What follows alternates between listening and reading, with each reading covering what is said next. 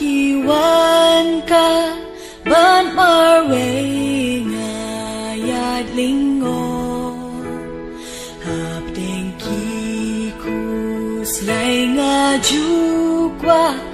yaki jinkmen blaher no abangan yo tang yu jisu jing em hon tinan sa shen si jing shai day tang mau bad u klur ka Bethlehem si jing shai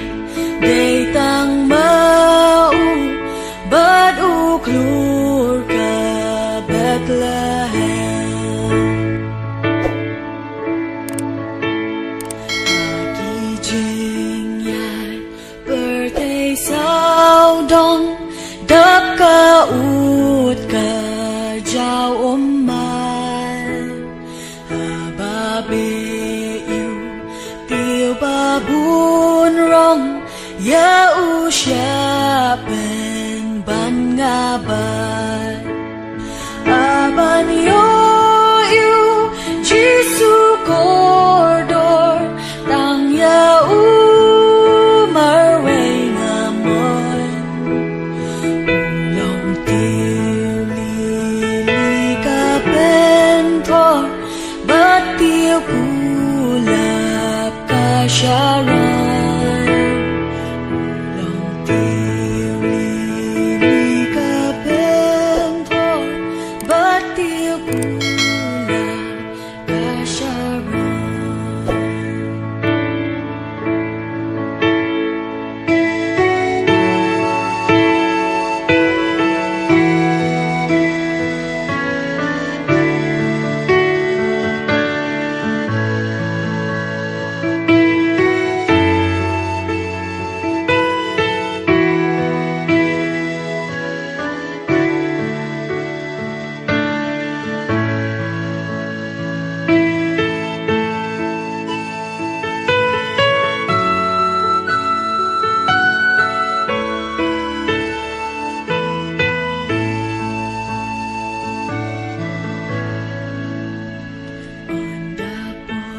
siya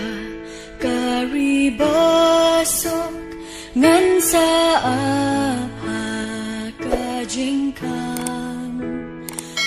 dan pasyo